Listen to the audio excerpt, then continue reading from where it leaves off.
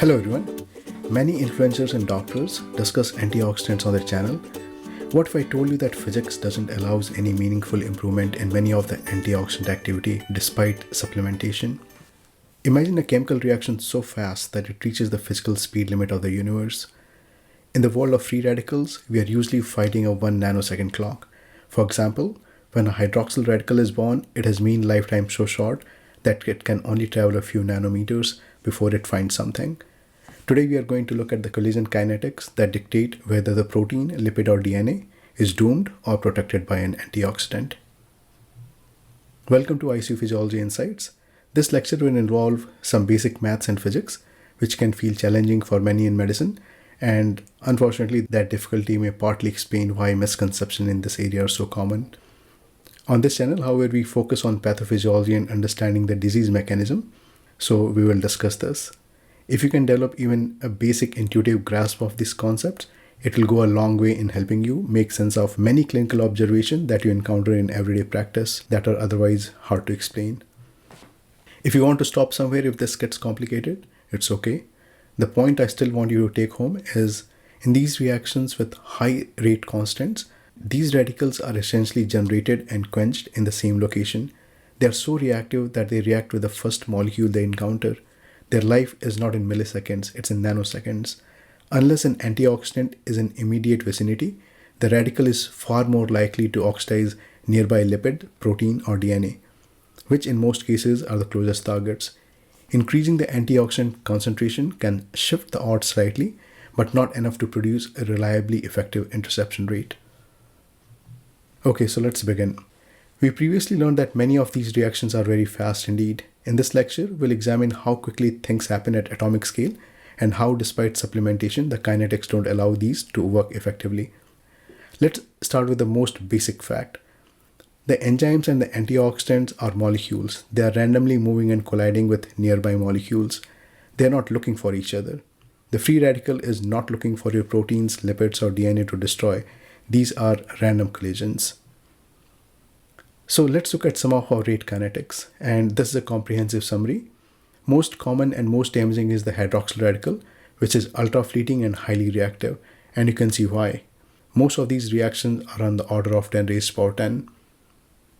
This is followed by the carbonate radical and then the peroxynitrite. These are the three most damaging radicals that you will encounter in your patients. Okay, so let's understand this with an example. We'll take the most common and damaging of them all, the hydroxyl radicals. This is usually neutralized by vitamin C and glutathione. So we have a plasma level of vitamin C at 50 micromolar, which is a normal level, and there is a free hydroxyl radical with rate constant of 1 into 10 raised to power 10 per mole second with vitamin C. What are the chances that this hydroxyl radical will collide with vitamin C molecule? To answer this question, let's look at hydroxyl radical. Given a very fast K, the hydroxyl radical has life of around 1 to 5 nanosecond. The probability that these two molecules will encounter each other is given by the Poisson process probability of at least one event occurring in a time interval. So if there are only vitamin C and hydroxyl radical in the environment, the reaction frequency will be the concentration of vitamin C multiplied by the rate of reaction, and putting the lifespan of hydroxyl radical and the reaction frequency, we get P equals 0.25%. So there is a less than 1 in 400 chance that this vitamin C will encounter this free hydroxyl radical. It will be even lower given other proteins and lipid surface and the cells around. And since we are assuming that every collision results in a reaction, this is likely an overestimate. Okay, so vitamin C in plasma is kind of useless for hydroxyl radical neutralization, and this is mostly because of the low plasma concentration of vitamin C. But since there are many more hydroxyl radicals inside the cell, let's look there.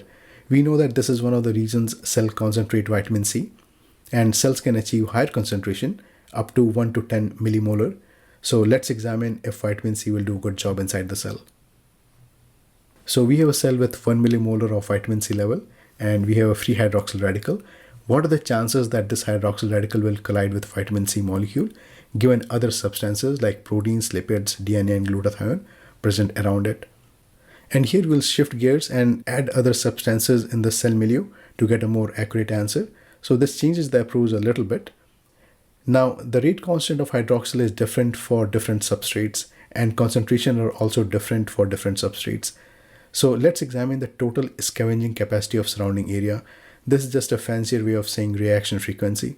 And you can see that the scavenging capacity will depend upon the concentration of the substrate and the rate of reaction. And this table shows you the concentration and the rate constant of all these substrate with hydroxyl radical. The scavenging capacity is in the rightmost column. When you add all these, you get a typical scavenging capacity of a cell. This is about 3 to 5 into 10 raised to power 8 per second. When you say scavenging, we add protein, lipid, and DNA as well because they do use up hydroxyl radical when they react. So in a competitive cellular milieu, the probability that vitamin C intercept a hydroxyl radical is governed by its fractional contribution to the total scavenging capacity of all targets.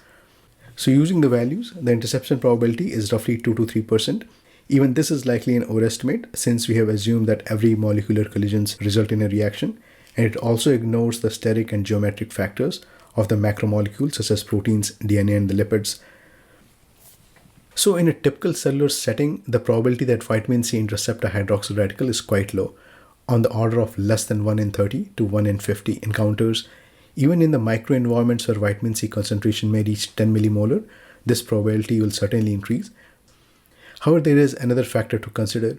Each successful interaction consumes the vitamin C, so its concentration can decline rapidly as hydroxyl radicals continue to be generated.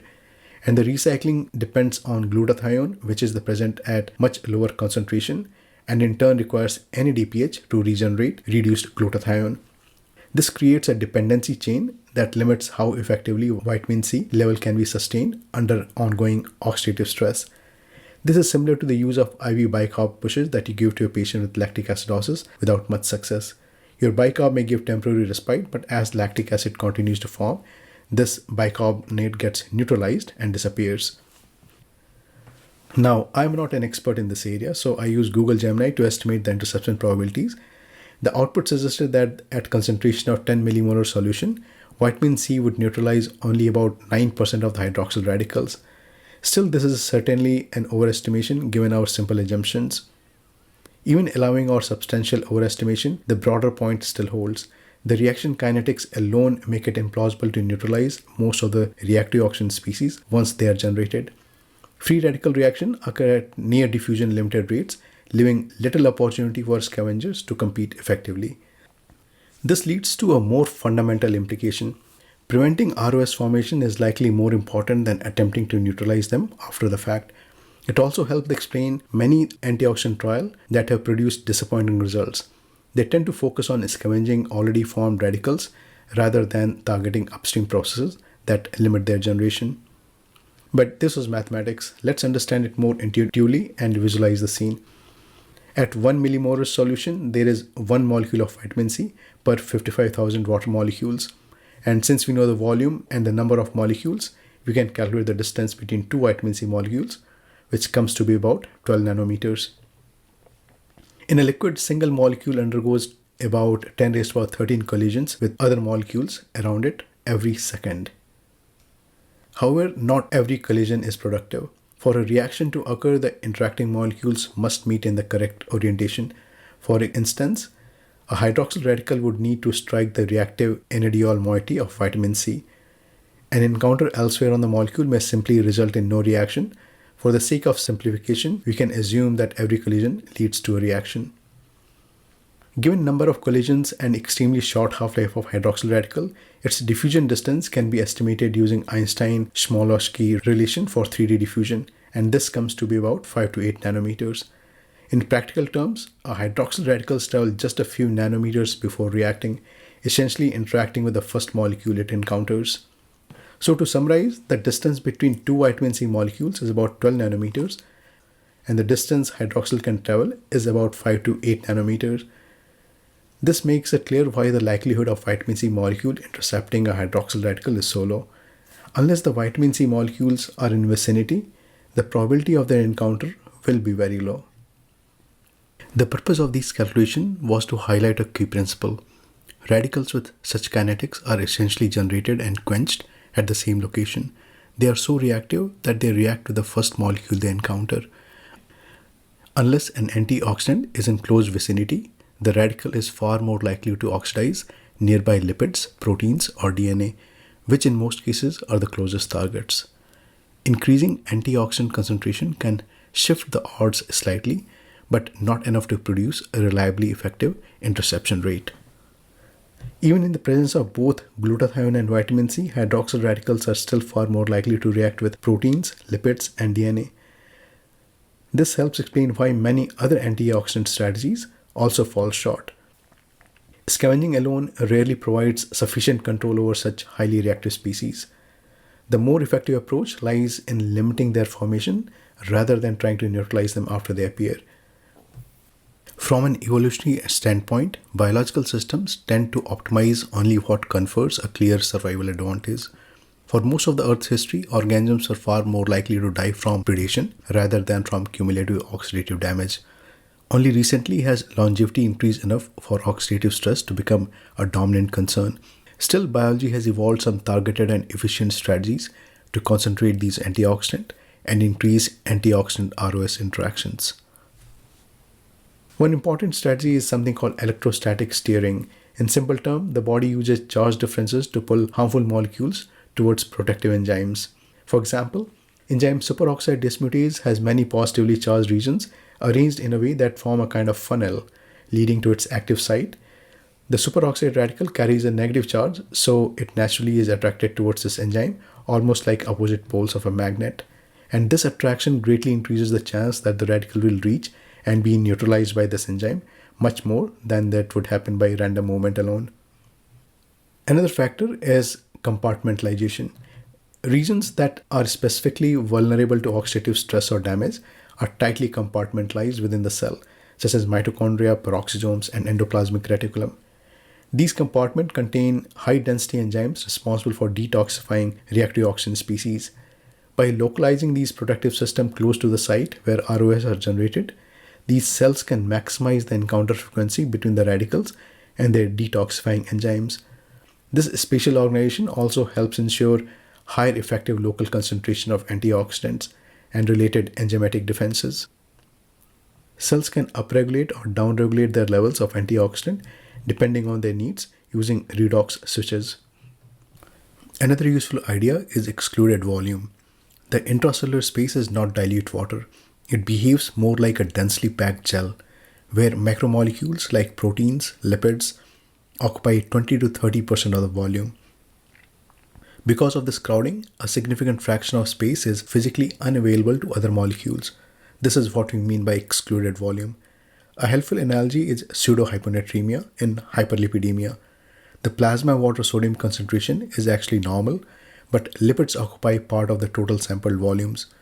When sodium is reported per total volume, water plus lipid, the value appears falsely low.